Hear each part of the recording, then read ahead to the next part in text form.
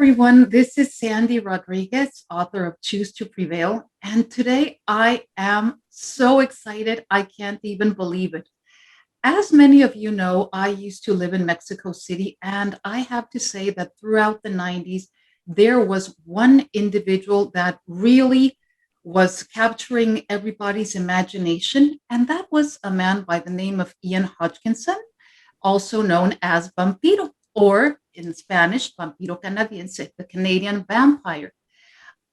Vampiro was a very iconic wrestler. He was definitely an iconic personality within that field. But here's the interesting thing: to only remember Vampiro as a wrestler would be doing him a disservice because this is truly a Renaissance man. After battling a number of health issues, in recent years, he's made a huge comeback, but in a way that is way more impactful and that goes way beyond simply wrestling. We're talking about someone that is now a vegan chef. He studied psychology. He's a single dad. He's a punk rocker, wonderful musician. He's very spiritual, interested in the occult. He's doing radio. He's doing TV. He's doing podcasts. I mean, really, this is an amazing person. And he really has overcome many challenges that are way beyond what other people experience. And he's just killing it. Ian, welcome to the show. I don't know what to say. That guy that you described is pretty cool. I don't know if that's me, but thank you. How are you? I'm doing very well. I'm a big fan. I'm a big fan of you from the past, but I'm more of a fan of you today simply because of what you're doing these days. Can you tell our friends a little bit about what it was that you had to overcome recently in terms of health? Yeah, because of what I chose to do for a living, I suffered a lot of injuries, physical injuries. I have chronic arthritis in 90% of my body that'll never be cured. I went through, because of those injuries, I used to be a professional wrestler and a boxer and a fighter and all these things. So to overcome the pain, when I was being Vampiro, I was wrestling 6 and 7 times a day, 7 times a week. So I was a money-making machine for a lot of people. And to keep that machine going, they would just fill me full of drugs to mask the pain, to mask the intense stress that came with that Beatle-esque, Beatlemania type impact that Vampiro was having. So it was a lot to go through. So that really took its toll. But the biggest thing was that I was suffering post-traumatic stress and disorder for over 20 years, and it wasn't properly diagnosed. So I was given major drugs to control what people thought were aggressive behaviors or depression or clinical depression. And I was so misdiagnosed that I had 2 strokes and I gained over 120 pounds because of the water weight and stuff for the amount of drugs I was taking. So I was dying. I was killing myself slowly. And it came about 6 years ago, it came out that I had the beginning stages of Alzheimer's and Parkinson's disease.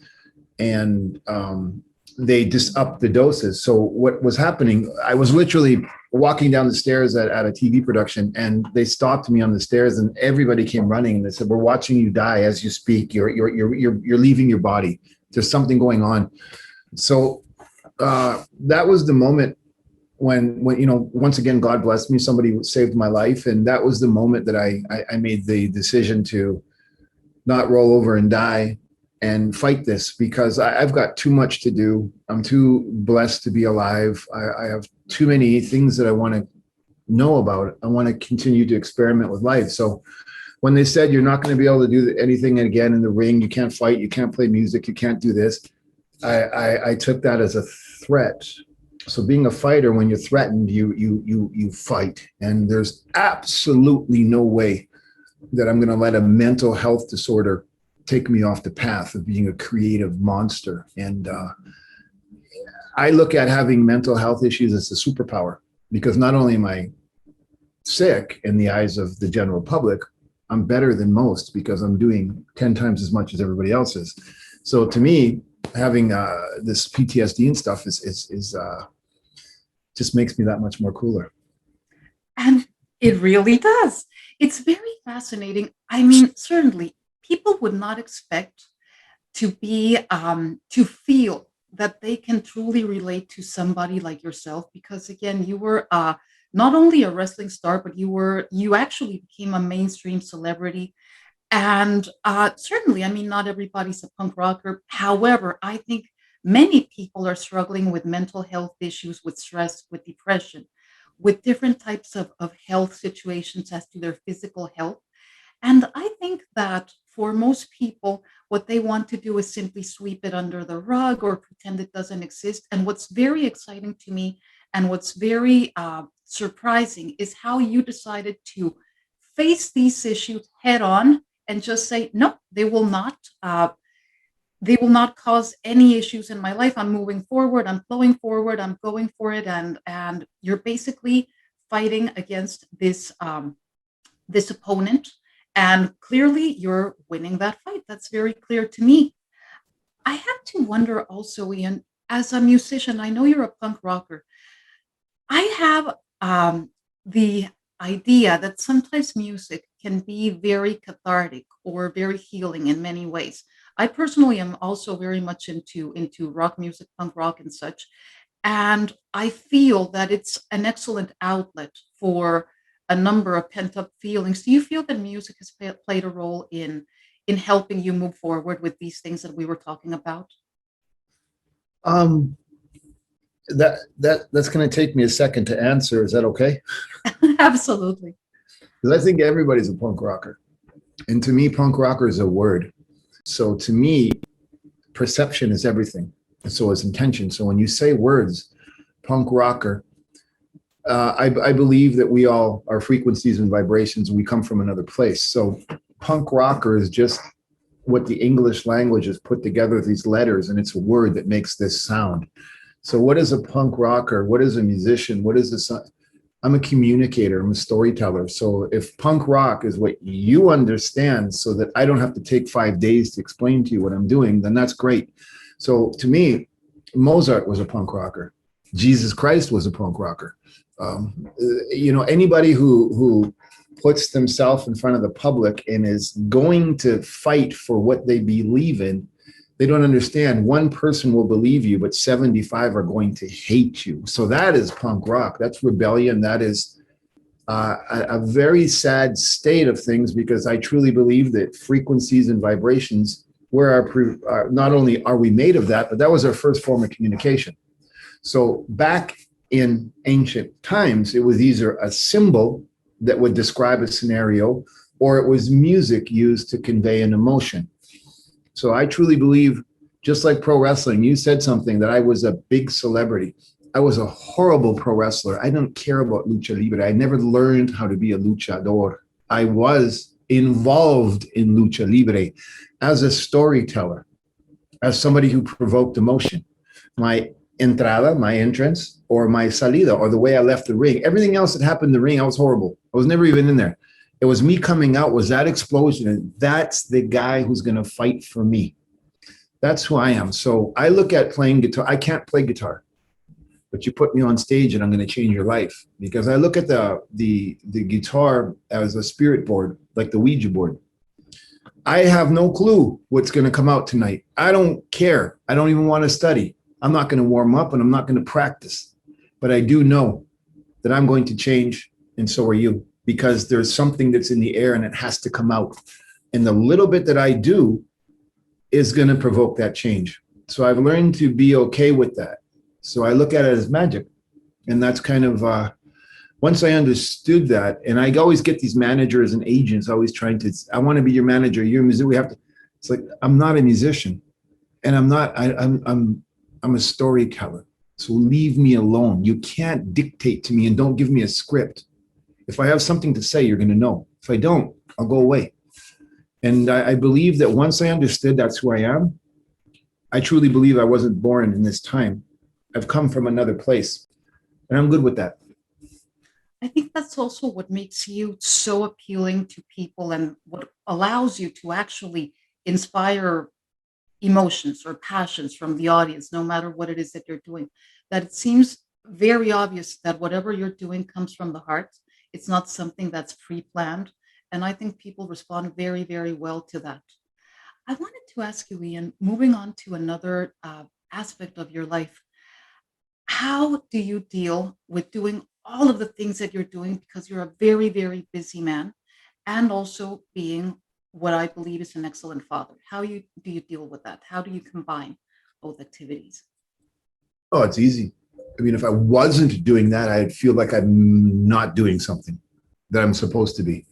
My character or the way I was born, uh, that's in my DNA. I have to be busy 29 hours a day or I'm wasting time. I'm only here for a little while and then I leave.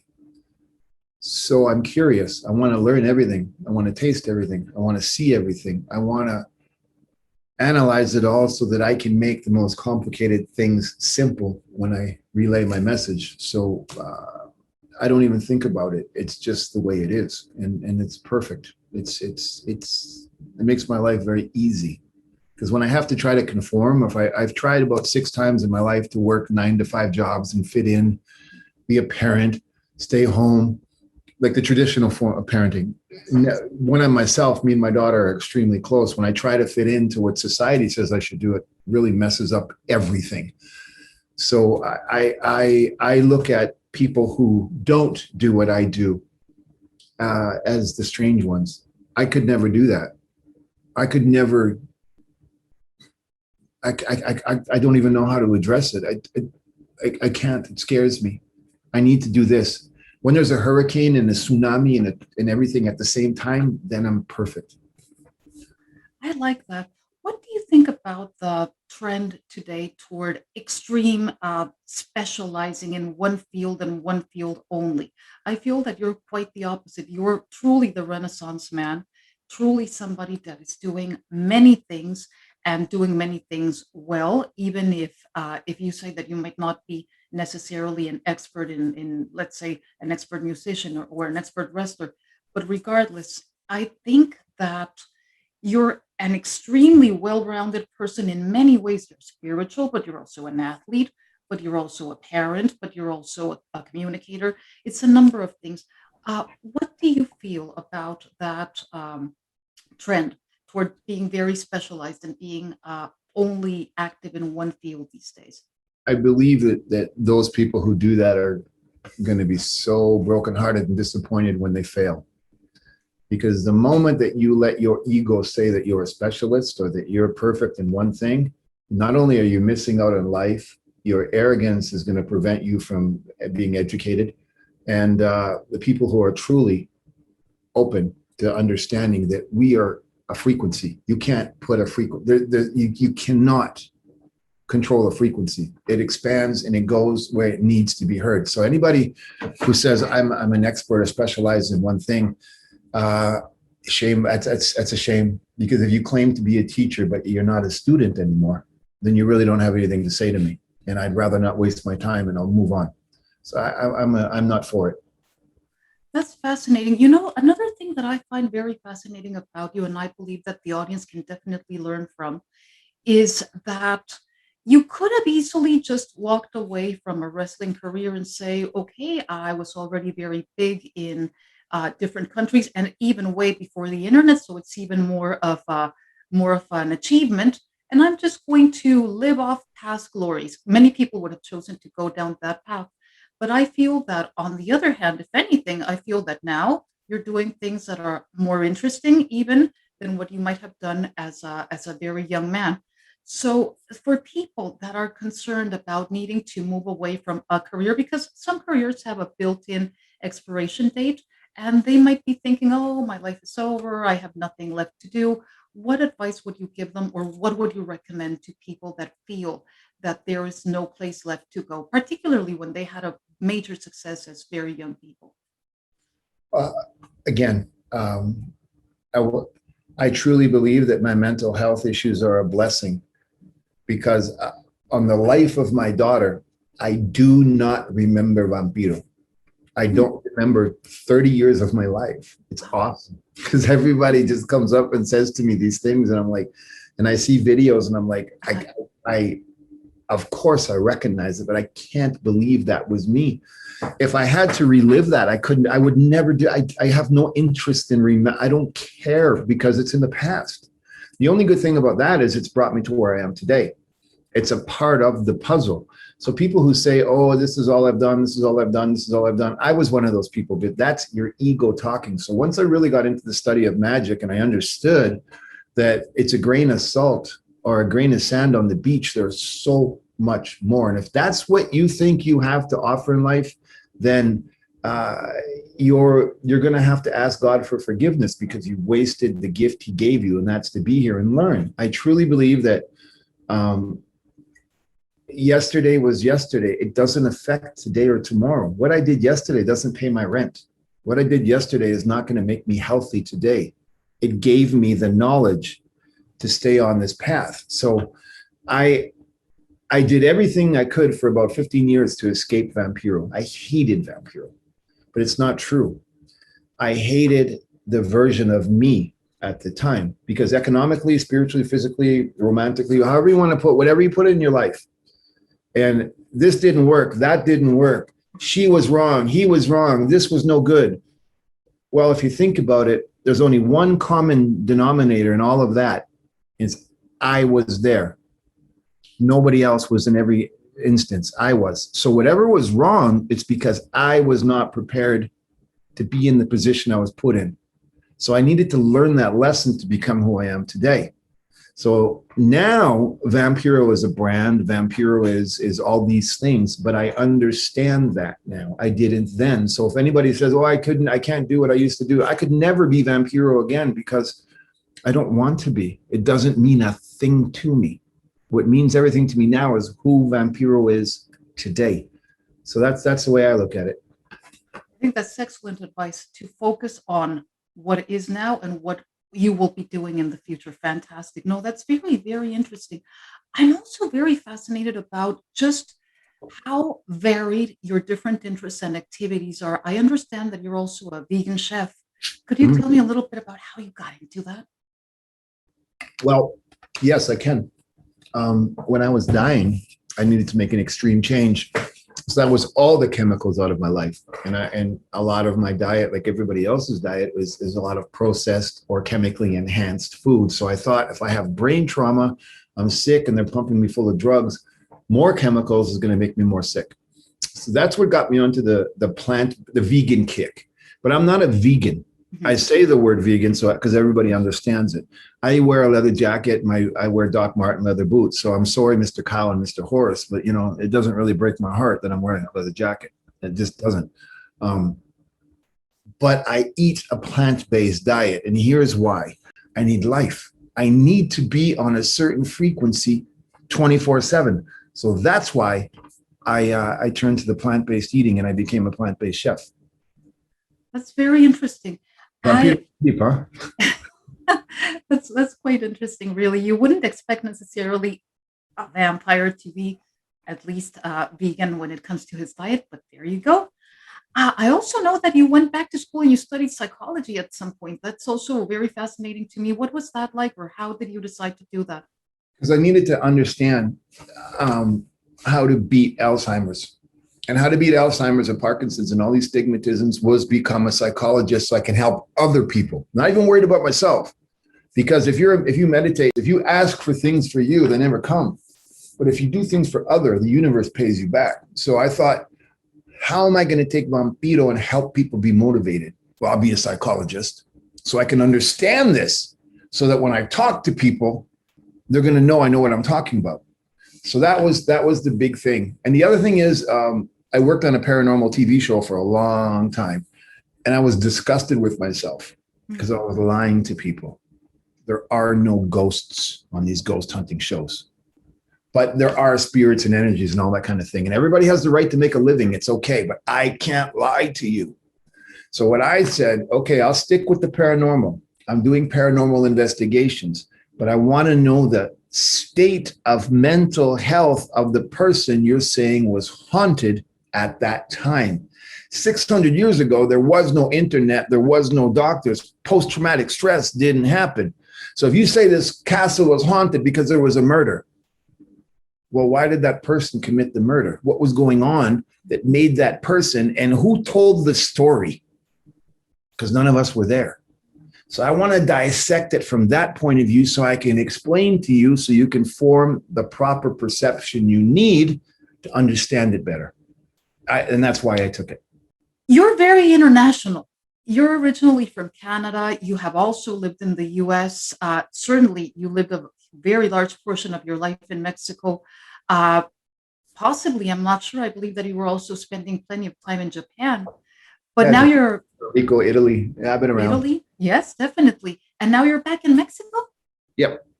Could you tell us a Actually, little bit about that decision? yeah. Well, I'm still in the Guardian Angels and I'm an international ambassador or liaison. But Mexico, I I've tried to fit into Canada more than once, and I just don't belong here. My people, mi hogar, my home, my where I belong. Vampiro was born in Mexico City. I belong in Mexico. Mexico is my home. Even though I'm a Canadian citizen, I'm also a Mexican citizen. And I've had a 40-year career there, and I'm just beginning. And I don't have to explain myself. You go to the United States, and it's so full of shit, and you have to be so politically connected in every industry, like in Mexico too. But it's kind of like you look this way, you have to do this, and I'm like, oh my god, that's exactly what I'm against. You want me to shoot myself? Well, you want to be an actor, but you have to play these roles. And why?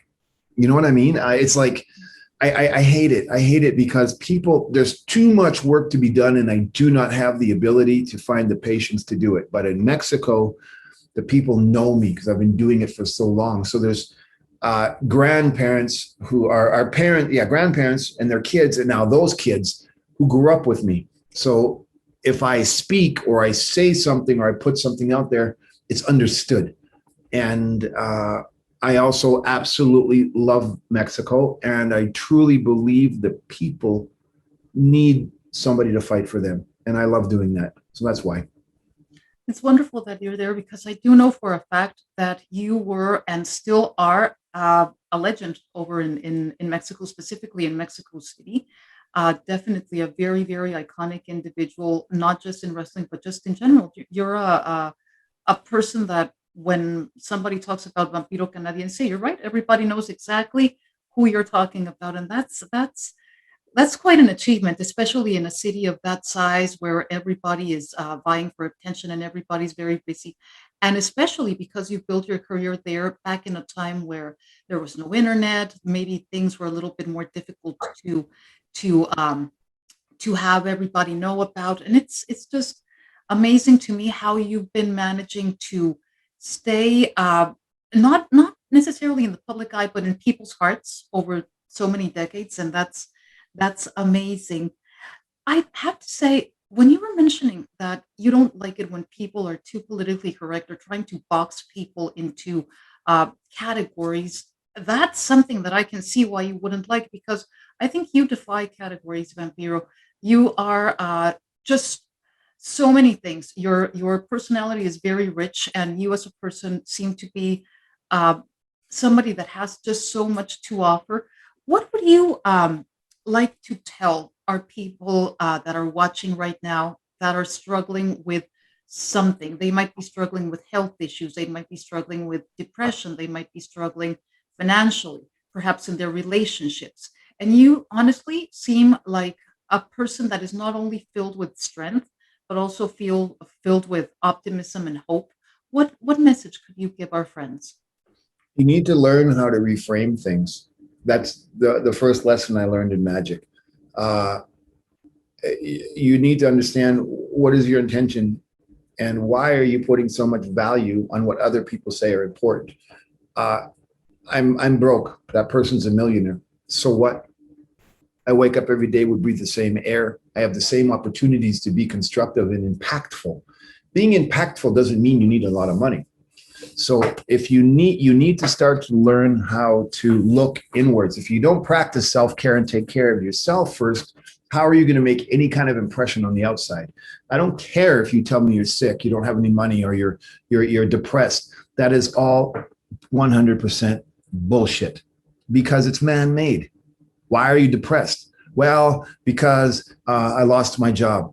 Oh, my partner is cheating on me. Well, you picked the wrong partner then, because there's something about you, because you didn't see it yet. That person has found what they need in somebody else.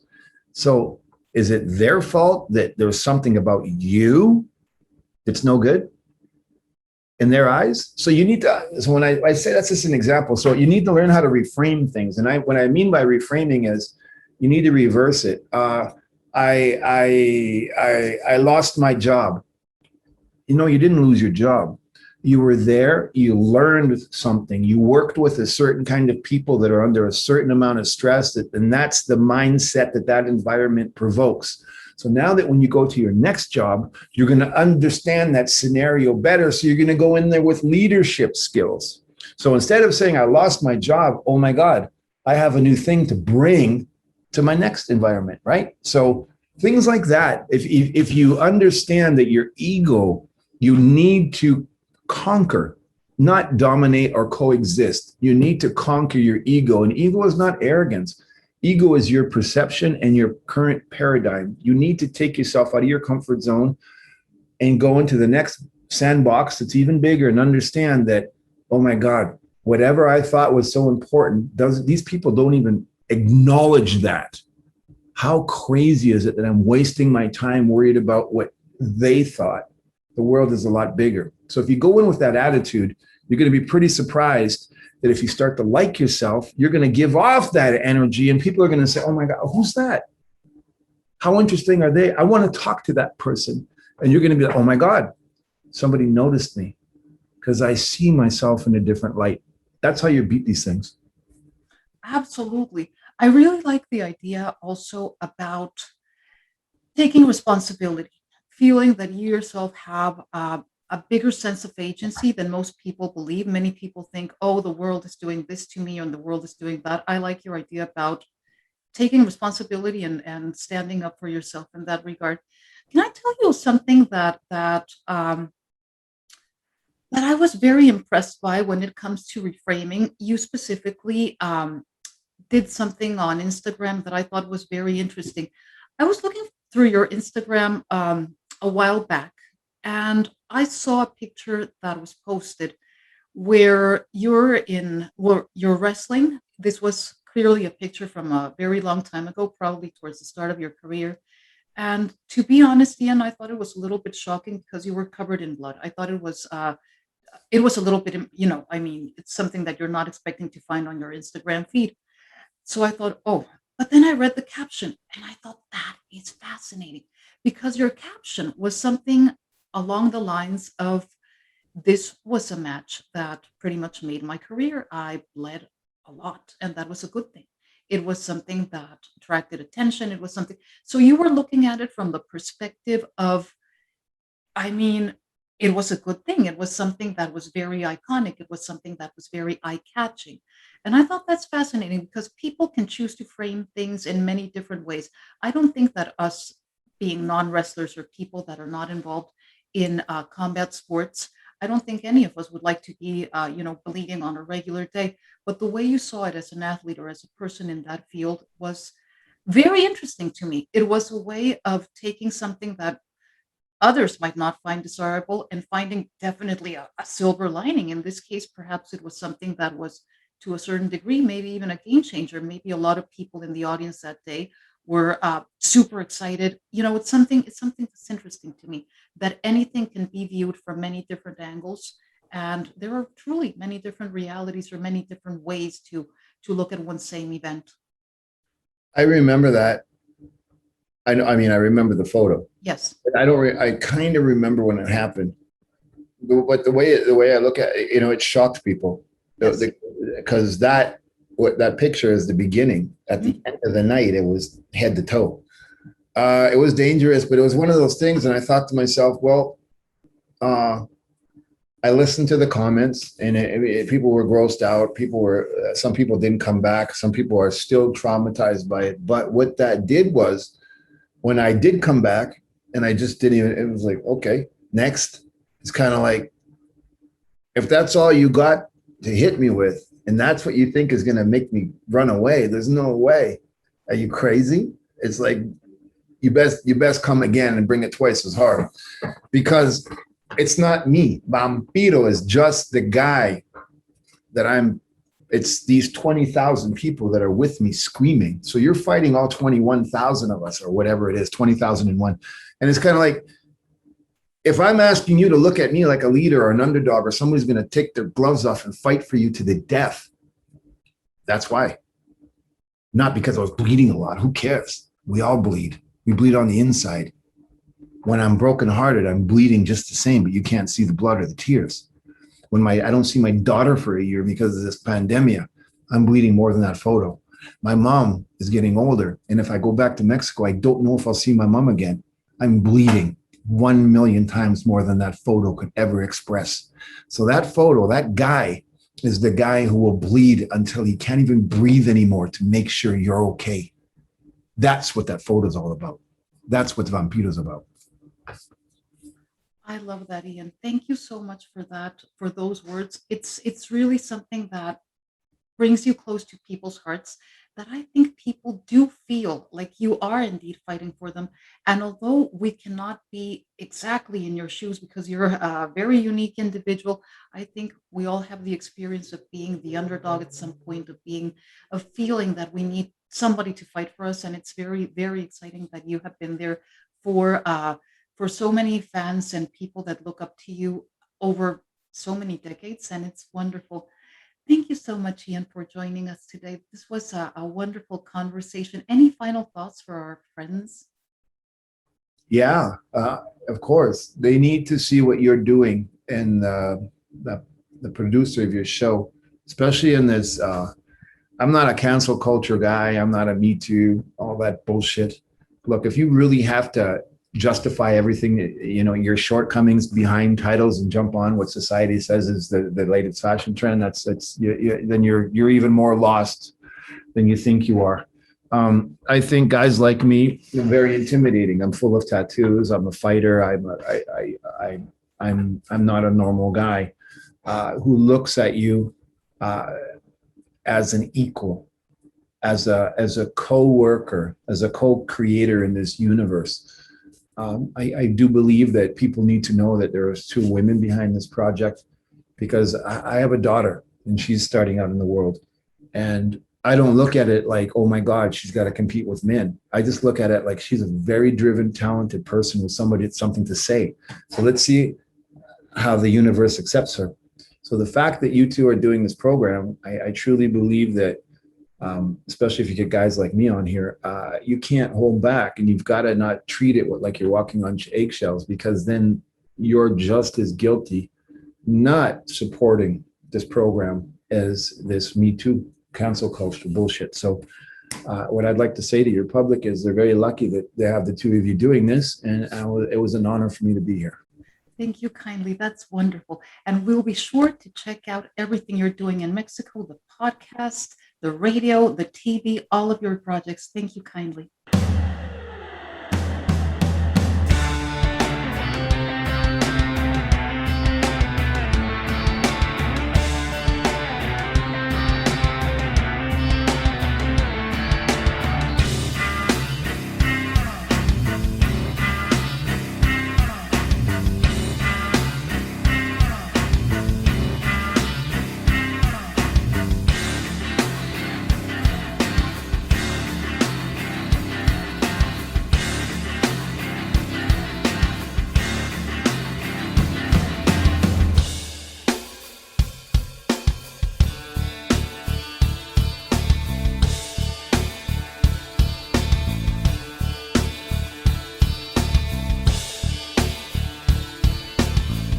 I choose to prevail because what else is there?